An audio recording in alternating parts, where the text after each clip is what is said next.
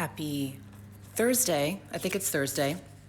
I wanted to share my second experiment with social media. I guess you can call it social media intermittent fasting, actually, when I think about this now, because what I did yesterday, thanks to all your feedback on the live that I did on Monday about my experiment about taking Instagram off my phone for 3 days and literally having to uninstall it because it's just, I'm so embarrassed to even share it. I'm just embarrassed that I would pick it up and check it, all the time.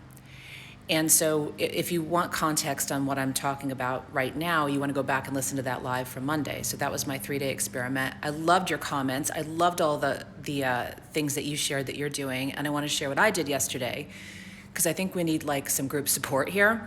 First step is awareness, right? So what I did yesterday at 4 p.m., as I felt myself kind of slipping into that late afternoon funkiness, and then if you're moms too, here comes the dinner, baths, and then maybe a few of these, right? And then you're in bed scrolling and get kind of depressed, and then, you kind of end the night wanting to stick your head in the oven, and it's just not healthy. So what I did yesterday is about 4 p.m. at my desk, shut down my computer, and then looked at my phone and I uninstalled Instagram. Are they going to take this down for me saying this? I uninstalled it just for the night. And I have to tell you, it was a game changer because I was unable to have that habit of turning it back on and just checking in saying, oh, I wonder if they like that roller skating post story I did. I wonder if they like the cat video. You just check in. And it wasn't on there. So I had a wonderful night, reading with my kids. After they went to bed, I watched some cool documentary stuff on some current events and things, and it was a game changer. So I just wanted to share that with you.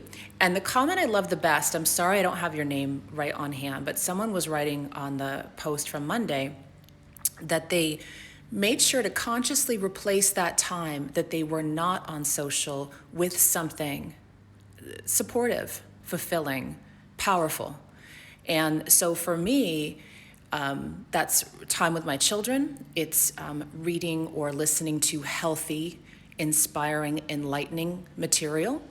It's maybe calling a friend instead of texting them or checking in with them online and just surprising them. By the way, no one calls anyone anymore. And I don't know if it's because I'm 49, but it's when I call people, they're like, oh, wow, and sometimes they pick up. It's amazing. And you talk, this talking thing, right? And you don't have to do it on Clubhouse.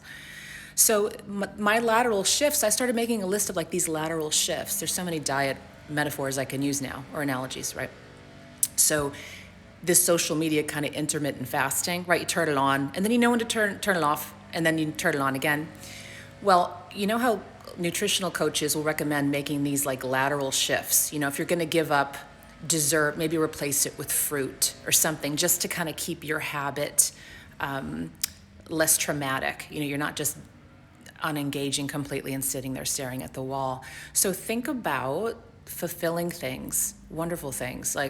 For a while at night, and I dropped this at the beginning of all the shutdowns last year, I got back online Rosetta Stone and started really getting better at my Spanish.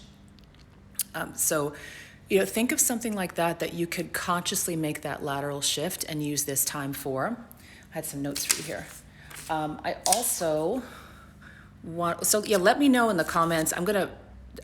I'm living this now, and then we're gonna post it, and then in the comments, I'd love to know what your lateral shift is gonna be for that time. Maybe it's in the afternoon or evening, maybe it's in the morning, but what can you do else with that time otherwise, that besides just the checking in? And again, we love social, but I'm gonna be a lot more mindful about it because this year I really had kind of an abusive relationship with it.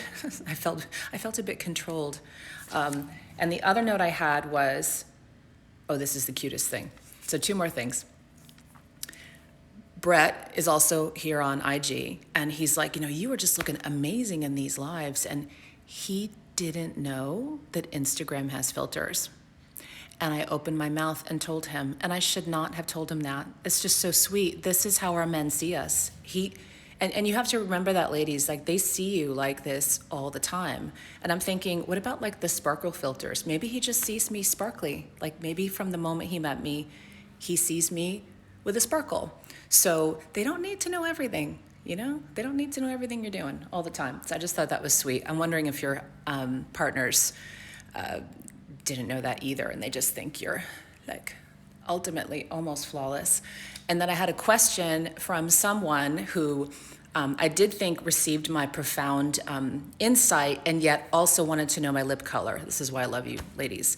So what I'm wearing now, which may be a little distorted with the Filter, is it's Urban Decay Vice lipstick. And I like it because it's kind of semi-matte, but not too matte. And the color is Safe Word. And on top of it, it's a Perricone MD gloss, and I'll give you the code here. And this also is expired, so I shouldn't be wearing it. I must have had this in a drawer. It's 7H1, I think. I'll double check that later, because it's hard to read right now, but 7H1. And have an amazing day. The energy for April is gonna be intense. It's gonna move fast again. Stay really tuned in to where you want to be by the end of the year. Set that vision, set that anchor, and let that carry you through today. And I will check in with you later. Okay.